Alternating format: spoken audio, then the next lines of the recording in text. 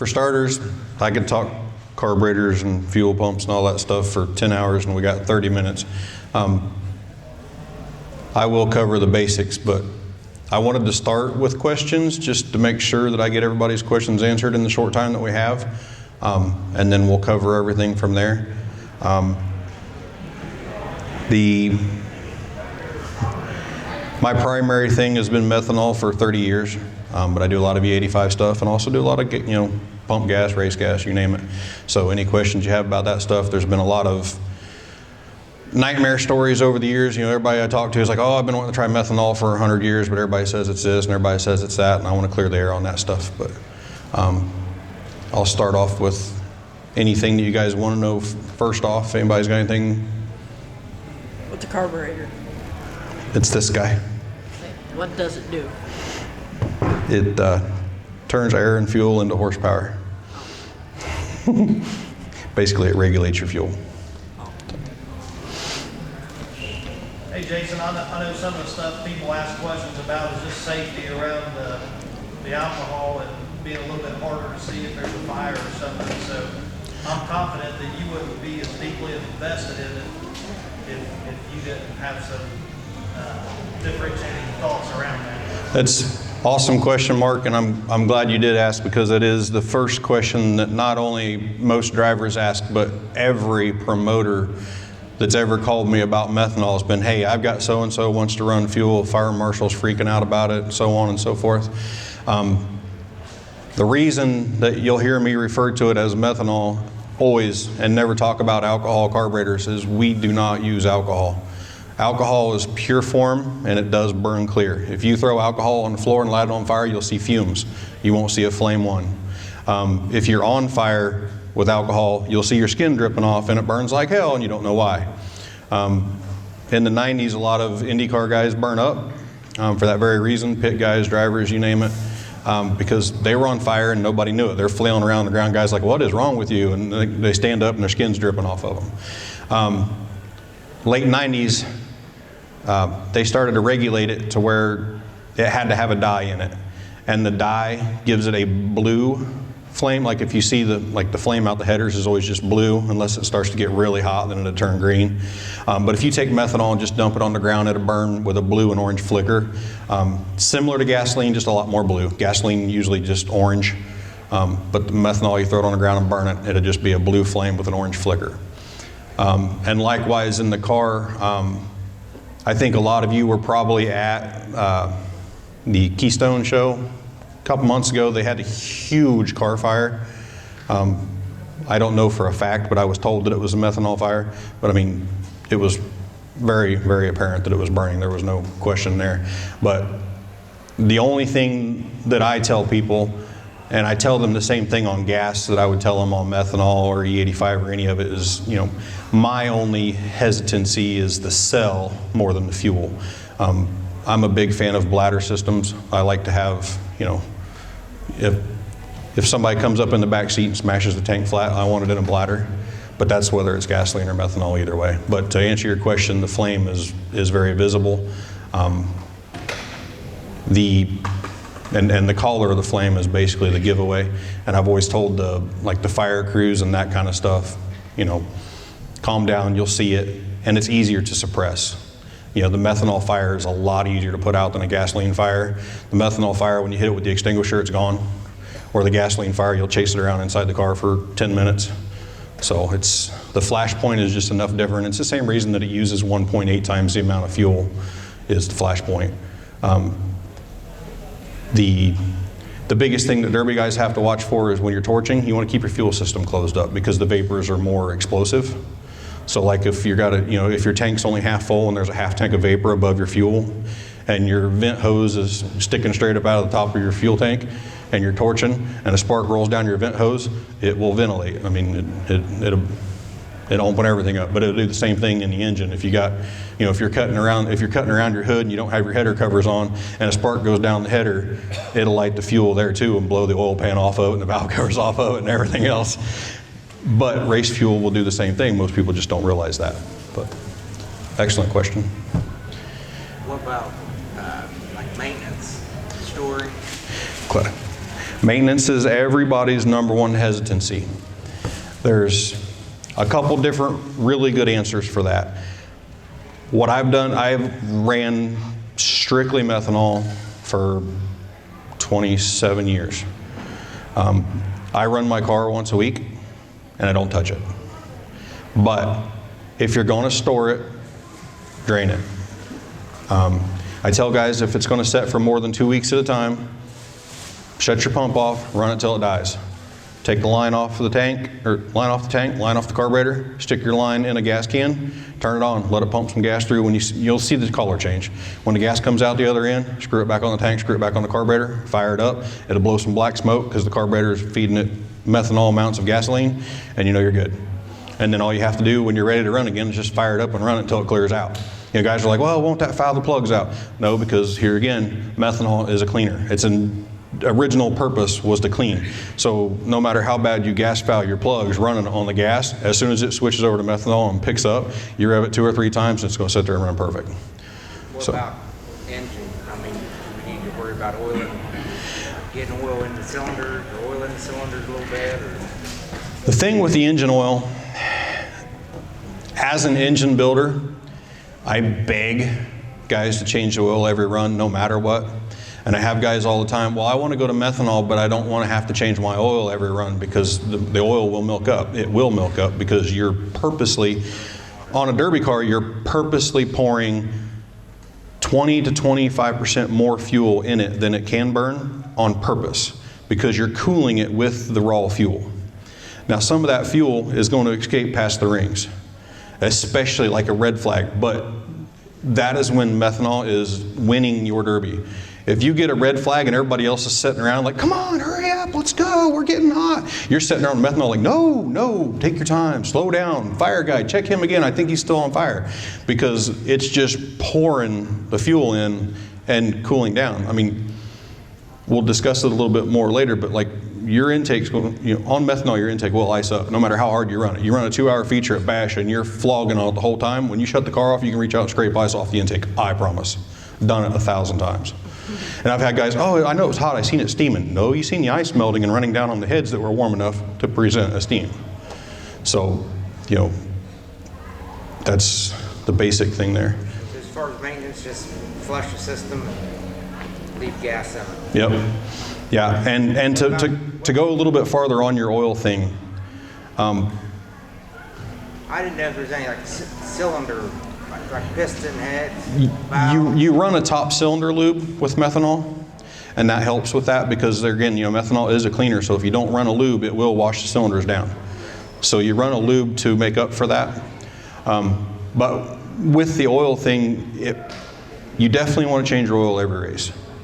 To me, if you're on gas and you're running it at 400 degrees, you want to change it because you got it hot. If you're on methanol, you want to change it because you want it to be fresh. Now, just to see what it would do, 3 years ago, I ran a full summer on one oil change and had the oil tested at the end of the season.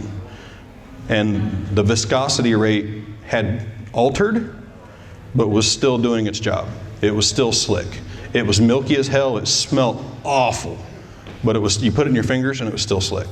So because the evaporation rate is so high on methanol, it changes the appearance of the oil more than it changes what the oil can perform. Any other specific questions?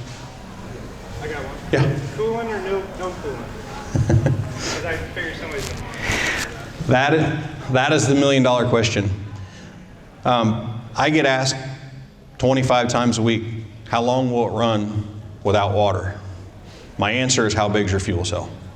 It will run until you run out of fuel. The answer is, how much damage are you willing to take doing so? The cylinder heads and the top of the pistons will stay cool. The longer you run without the water, the more the core temperature raises and the more your oil temperature raises. So if you're running without an oil cooler and lose water, it will run until it runs out of fuel. It will also, in all likelihood, melt the cam bearings clean out of it in a long period run. Now, obviously you can run, and maybe I should caveat long period run. You can run 45 minutes on methanol with no radiator, time and time and time and time and time again. and never have a problem. But when you run into a 2-hour-long feature that you busted your radiator the first 5 minutes, you're gonna hurt parts. It will run to the end, but you're gonna hurt parts.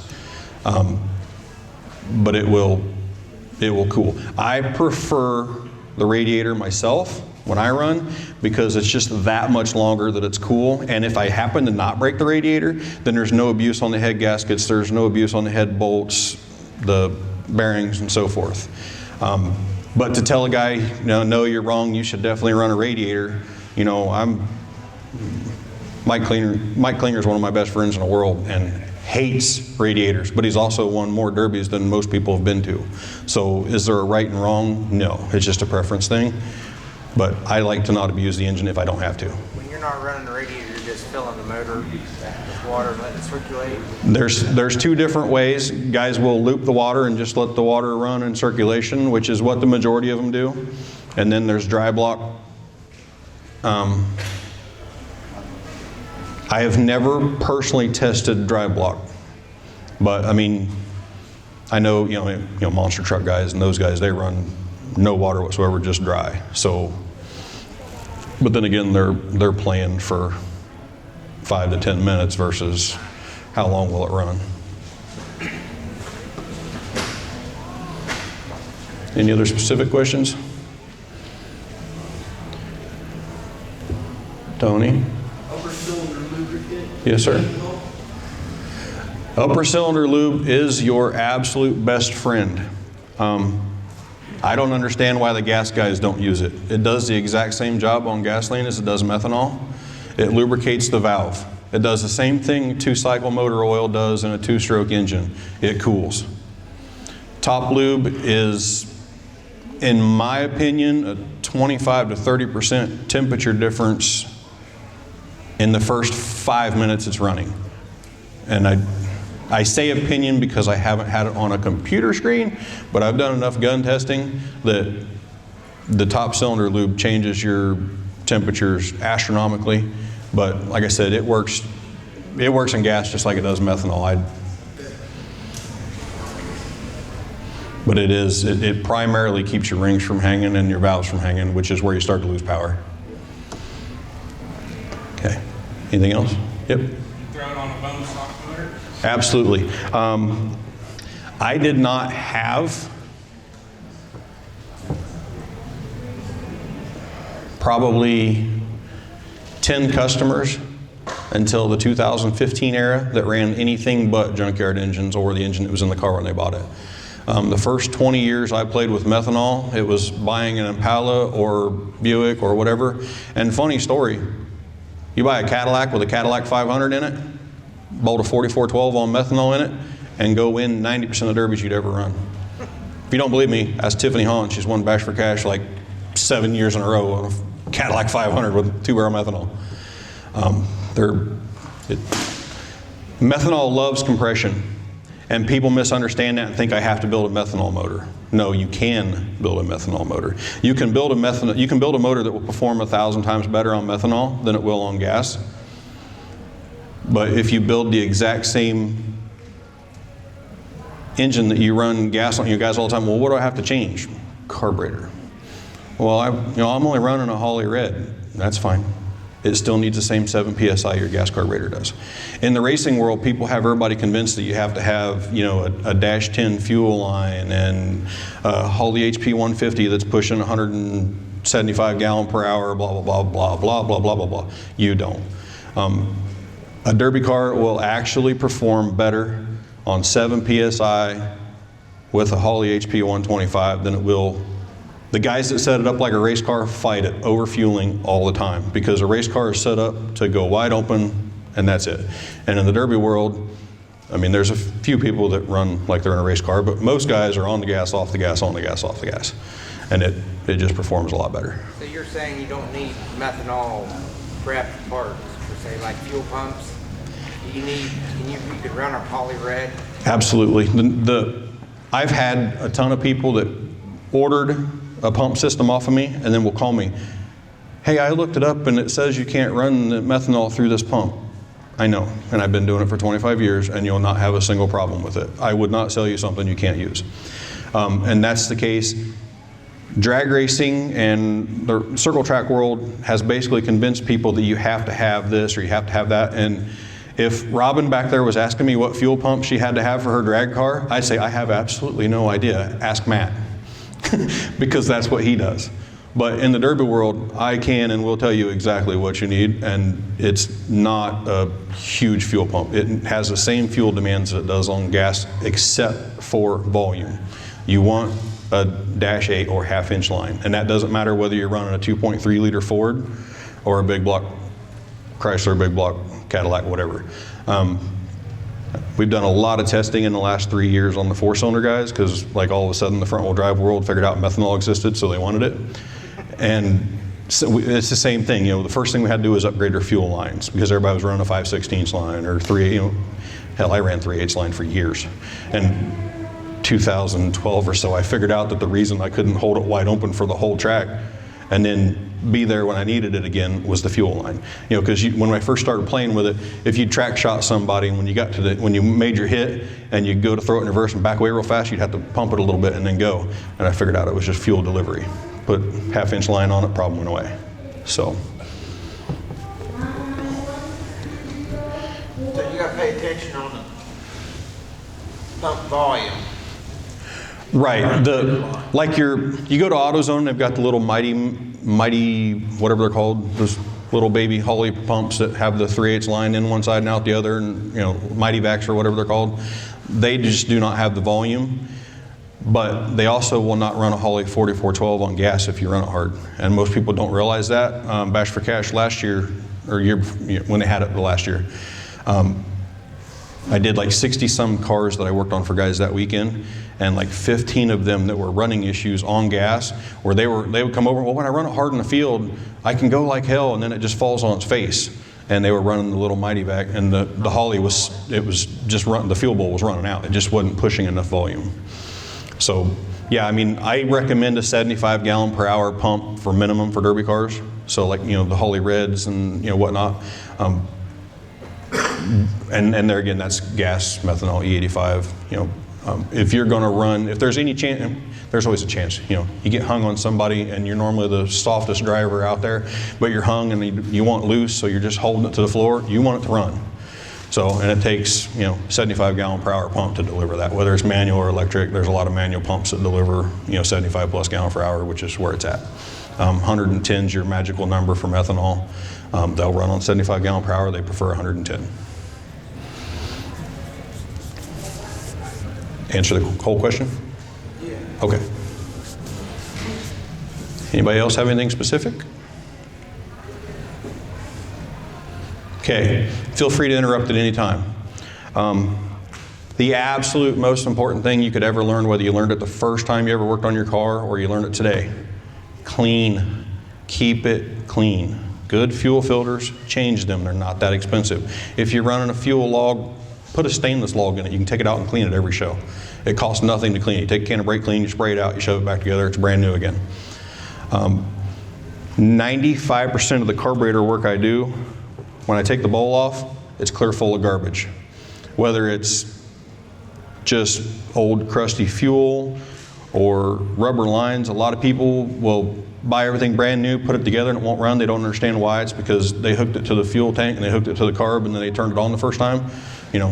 Hook everything up, don't hook it to the carb, hook your fuel line up to the tank, make sure everything's tight, pump a little bit into a milk jug or gas jug, or into something that you can dump out, because there's going to be little fragments of rubber in there from cutting your lines and that sort of thing. So cleanliness, the old saying, cleanliness is next to godliness, has never been more true than it is in the fuel world. But keep your jugs clean, keep your filters clean, keep your tank clean. If you buy fuel by the drum, keep it sealed up, that sort of thing, because that's the number one thing people fight, is just dirt. I can't tell you how many derbies I've been at that I watch guys run it with no air cleaner. It's like you couldn't possibly do anything harder on your carburetor than run without an air cleaner. You're literally, in the top of the carburetor, there's air bleeds right in the very top. No matter what the carburetor is, Eldorock, Holley, Rochester, doesn't matter, they've all got air bleeds in the top.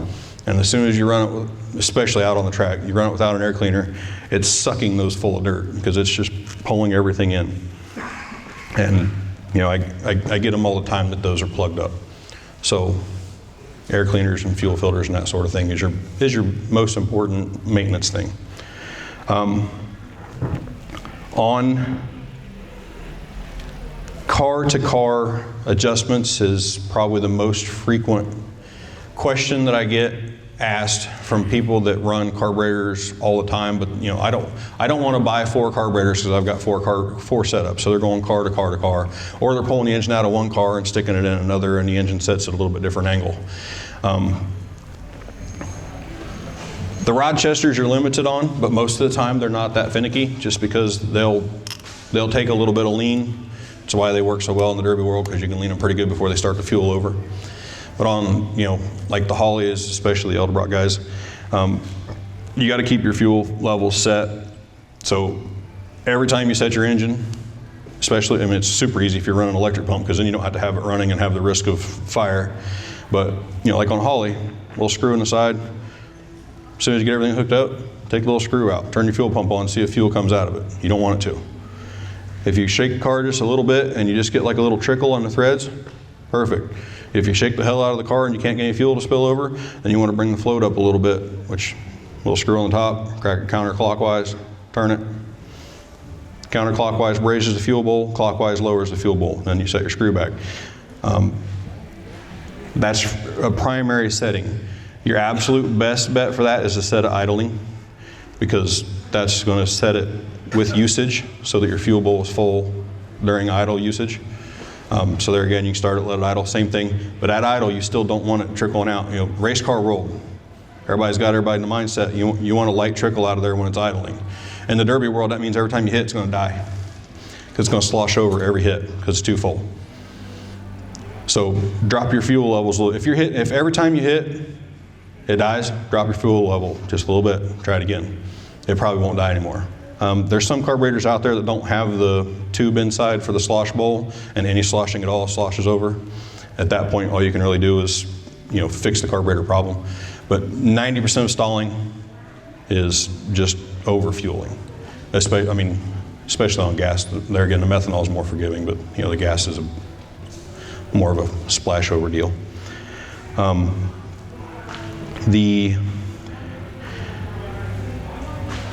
The idle characteristics of the carburetor, whether it be Rochester, Holly, or Edelbrock, are all pretty similar. Holly has the air idle mixture screws on the side. Rochester and Edelbrock are both on the front. But they're the same thing.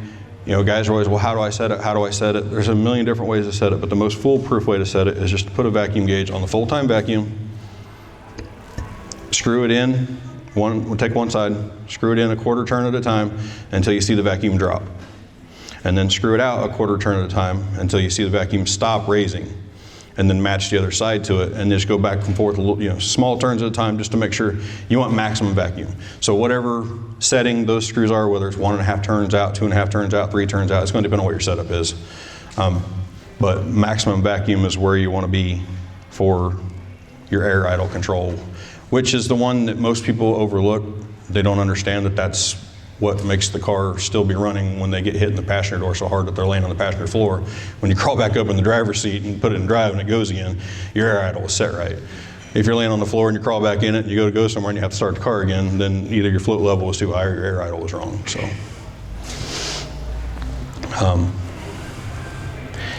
any questions on any of the setting stuff that we've covered?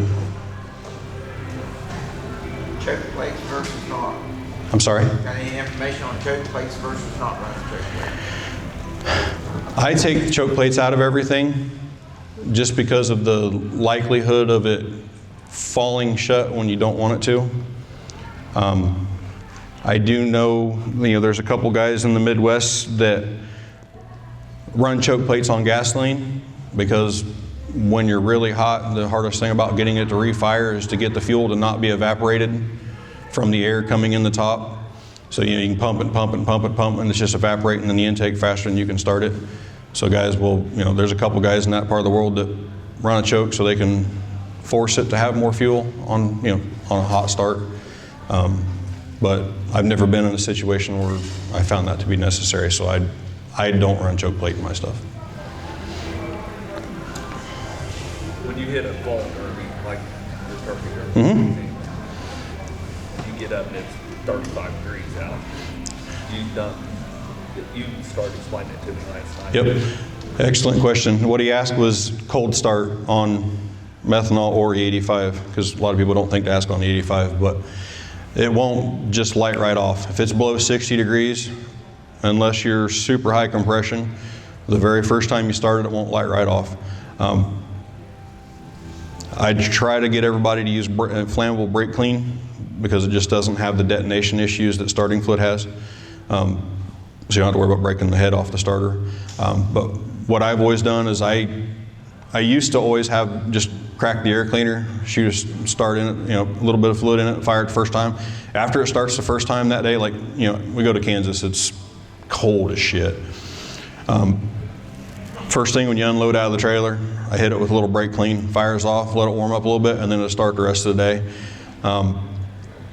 Now, obviously, if you run it first thing in the morning and you don't run again until 9 o'clock that night, then, a little bit before you're going to run, you might want to hit a heat cycle. Out there, we cheat and use a salamander to warm the oil pan, then it still fires right off all day long. But yeah, just a little bit of brake clean. But what I've learned in the last few years is a lot of places where you're not taking the hood off ever, let alone, throughout the night. So I started running the full-time vacuum. I just run a long line capped instead of just a little short cap on the carburetor. So all you gotta do is just open that vacuum line, shoot a thing of brake clean in it, fire it off, plug your vacuum line, you're good to go. You can do the same thing with gas like the drag racing guys do, just a little squirt of gas in the top. It's just more of a pain in the butt.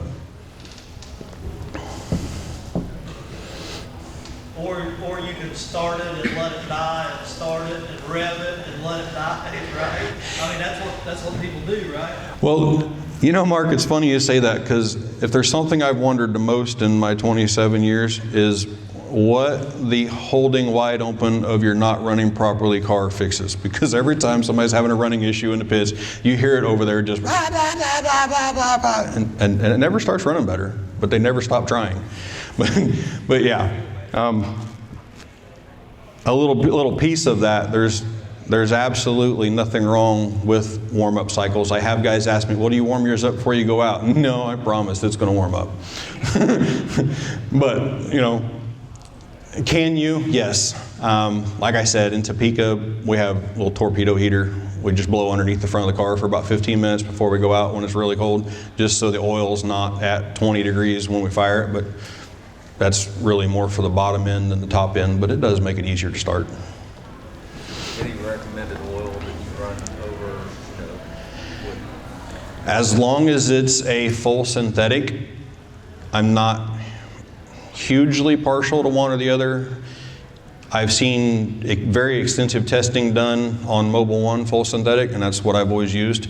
But I also know a lot of guys have had really good luck with the Brad Penn oils and the, what was the one you said, Chop? Schaefer's and Joe Gibbs both. Yeah. Particular weight? Forever I ran 2050 and a Lucas. I changed to a 1550 when I started running an oil cooler, because the 2050, it seemed like the car would run for like 15 seconds before my oil pressure gauge would come up on the cooler. And when I switched to the 1550, the oil pressure come up as soon as I fired the car.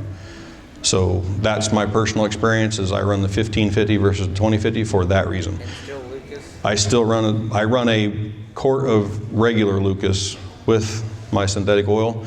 And the only reason I say regular is it's still a synthetic oil. It's just not the specialty thin synthetic that they use that says pure synthetic on it.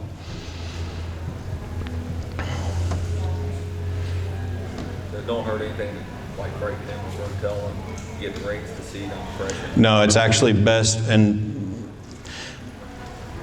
I break my methanol engines in on gas for that same reason, just to make sure the rings seat, because you want the heat in the heat cycle, and it really is hard to get a heat cycle on methanol. I mean, guys think, oh, you're just trying to sell carburetors, you're trying to oversell it.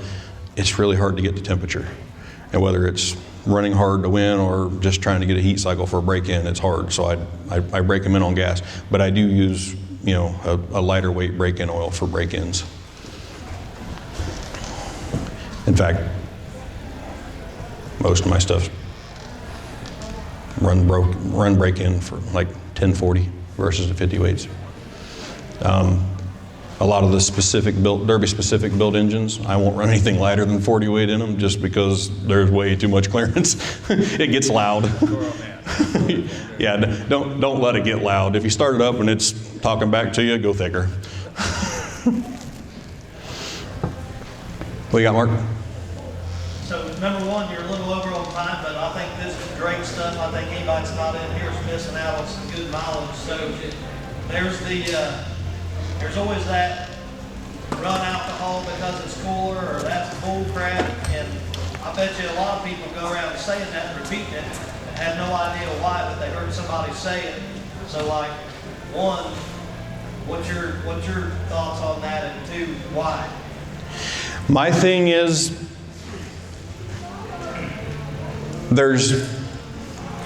it's so hard for me to find a negative to running methanol because you're just not beating on your equipment. It's not getting hot for no reason whatsoever.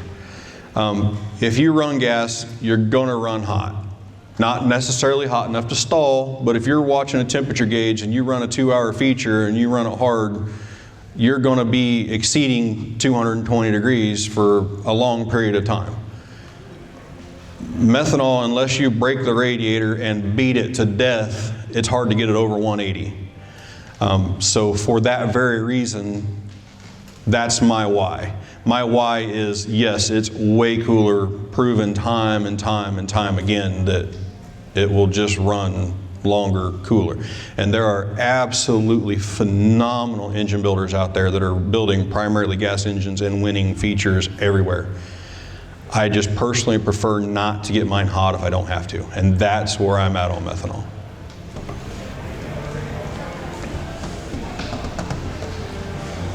Any closing questions, guys? Yeah. Any recommendations for how big of a gas tank guys should run? You'll run, methanol basically burns 10 gallon an hour on the average driving style.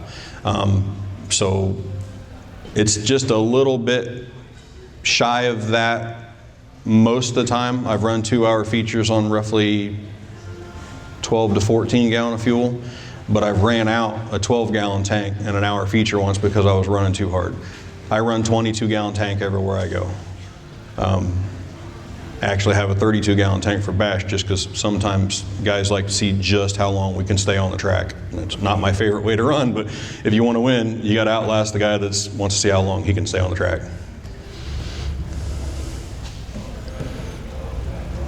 Good? Cool. Thanks, guys.